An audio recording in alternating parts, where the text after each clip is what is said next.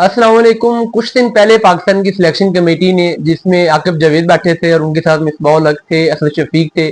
इन्होंने ये अनाउंसमेंट की थी कि पाकिस्तान की सिलेक्शन अब एआई के जरिए से होगी, डिजिटल टूल्स को इस्तेमाल करते हुए, डाटा को इस्तेमाल करते हुए। और उन्होंने कहा था कि हमें तो किसी ग्राउंड में जाने की जरूरत ही नहीं है, मैच देखने की जरूरत भी नहीं है, जो हमें डाटा और एआई बताएगा हम उसके मुताबिक सिलेक्शन करेंगे। मगर इस डाटा और एआई के पीछे छुपी सिलेक्शन कमेटी ने जो भंड किए हैं अब पाकिस्तान के इंग्लैंड टूर के लिए, जो कुछ टीम में चेंजेस की गई हैं, जो कुछ फोर्स्ड चेंजेस की गई हैं, उसको लेके उससे ये बात क्लियर है कि आपके पास कोई भी टूल्स हो, कोई भी आपके पास एआई टेक्निक हो, कोई भी आपके पास डाटा हो, जब तक उसको यूज करने वाले इंसान फेयर नहीं होंगे तब तक आपकी सिलेक्शन ठीक नहीं हो सकती। अभी आप सब जानते हैं कि पाकिस्तान ने वेस्ट इंडीज टूर के लिए जो स्क्वाड सिलेक्ट किया था और उसके बाद इंग्लैंड टूर के लिए स्क्वाड सिलेक्ट किया था, उसमें सऊद शकील स्क्वाड में नहीं थे वेस्ट इंडीज के टूर के लिए, और उनके बारे में ये कहा गया था कि वो अनफिट है, जिसकी वजह से वो वेस्ट इंडीज का टूर तो नहीं कर सकेंगे लेकिन वो इंग्लैंड जाएंगे। और पाकिस्तान ने जो स्क्वाड वेस्ट इंडीज भेजा था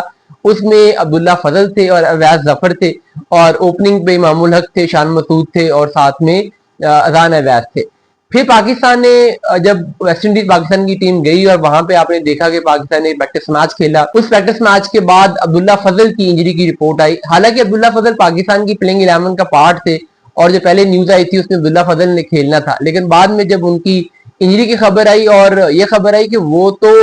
इंग्लैंड और वेस्ट इंडीज के पूरे टूर के लिए बाहर हो गए हैं, जिसकी वजह से पाकिस्तान ने फिर अब्दुल्ला फजल की जगह पे अली उस्मान को शामिल किया, पांचवा बॉलिंग ऑप्शन। तो उसके बाद अब सिलेक्शन कमेटी के सामने टास्क ये थी कि अब्दुल्ला फजल चूंकि अब स्क्वाड में नहीं है तो उनकी जगह पे पाकिस्तान किसको स्क्वाड में लेता है।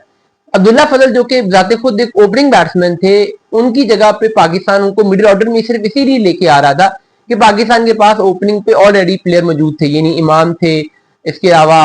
अजान अवैस थे, शान मसूद खुद ओपनर हैं।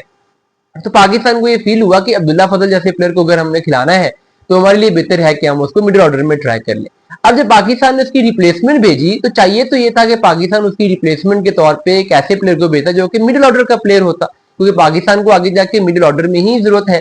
तो पाकिस्तान को बजाय कि मिडिल ऑर्डर प्लेयर भेजते, पाकिस्तान ने क्या किया कि अब्दुल्ला शफीक को, जो कि लॉक रनर्स के लिए वहां पर कैरिबियन सरजमीन पे ऑलरेडी मौजूद थे, उन्हें ही वेस्ट इंडीज के टूर के लिए पाकिस्तान के टेस्ट स्क्वाड में शामिल कर लिया गया। और ये बात समझ आती है कि चलो आपको लगा कि भाई वहां पर क्योंकि वो मौजूद है तो हम उसको शामिल कर लेते हैं एक रिजर्व के तौर पे, अगर आप लॉजिस्टिक मसाइल को देखते हैं। लेकिन पाकिस्तान ने उसको इंग्लैंड के टूर के लिए भी शामिल कर लिया। ये शो करता है कि ये कुछ जस्ट एक मैच के लिए पॉलिसी नहीं थी, बल्कि अब्दुल्ला शफीक का प्रॉपर कम बैक करवाया गया। अब पाकिस्तान के पास ऑलरेडी अजान अवैस खेल रहे हैं, उनको पाकिस्तान अगले 4-5 मैच तो देगा डेफिनेटली, साथ में इमामुल हक है, और अगर तीसरे ओपनर की जरूरत पड़े तो एक स्पेशलिस्ट ओपनर शान मसूद है, जिनको पाकिस्तान ने जबरदस्ती नंबर 3 पे खिलाया हुआ है। तो जब आपके पास 3 ओपनर ऑलरेडी हैं और इवन अवैस जफर भी ओपनिंग करते हैं, तो पाकिस्तान के पास इतने ओपनिंग ऑप्शन होने के बाद पाकिस्तान को जरूरत नहीं थी कि पाकिस्तान अब्दुल्ला शफीक को लेके आता, लेकिन अब्दुल्ला शफीक को लाया गया,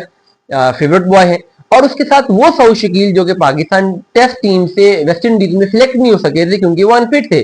उनको भी पहले तो ये कहा गया था क्योंकि इंग्लैंड टूर में टाइम है तो वो इंग्लैंड टूर तक फिट हो जाएंगे, और इंग्लैंड टूर में भी उनकी जो सिलेक्शन की थी वो सब्जेक्ट टू फिटनेस रखी गई थी। यानी इसका मतलब ये है कि सिलेक्शन कमेटी को तो ये फील हो रहा था कि इंग्लैंड टूर में भी वो 50-50 है, लेकिन अब उन्हें वेस्ट इंडीज के टूर के लिए स्क्वाड में भिजवा दिया गया। एक मैच के लिए वहां भिजवाने की उनको कोई लॉजिक समझ नहीं आती। एक ऐसा प्लेयर जो कि पाकिस्तान की टेस्ट टीम का पिछले कुछ अरसे में पार्ट था, अच्छा परफॉर्म किया, रन्स भी किए, उसके बाद वो 2-4 इनिंग्स में फेल हुआ, ड्रॉप हुआ, और अब उसको कम बैक करवाने के बारे में सोचा तक नहीं जा रहा है, जबकि अपॉर्चुनिटी प्रोड्यूस हो रही है, जबकि एक स्लॉट खाली हो रही है। मैं बात कर रहा हूँ कामरान गुलाम की। कामरान गुलाम अब इस सिचुएशन में, जबकि पाकिस्तान को मिडिल ऑर्डर में बैट्समैन की जरूरत थी, तो बजाय कि आप अब्दुल्ला शफीक को उठा के उनको कम बैक करवा दें, अनफिट सऊद शकील को भेज दें, बेहतर यह था कि इन फॉर्म कामरान गुलाम को भेजते, जो कि पाकिस्तान की फर्स्ट चॉइस पहले भी होना चाहिए था स्क्वाड के लिए। अब्दुल्ला फजल से पहले भी मेरा तो यह ख्याल है कि वो स्क्वाड में डिजर्व करते थे, लेकिन चलो अगर तब नहीं खिलाया था तो कम से कम अब उन्हें भेज देते, लेकिन सिलेक्शन कमेटी ने उनको नहीं भेजा। तो आपके पास जितना भी एआई आ जाए, जितना भी आपके पास डिजिटल टूल्स आ जाए, अगर आपने अपनी सिलेक्शन अपनी मनपसंद पे करनी है तो फिर ये टूल किसी काम में नहीं आ सकेंगे।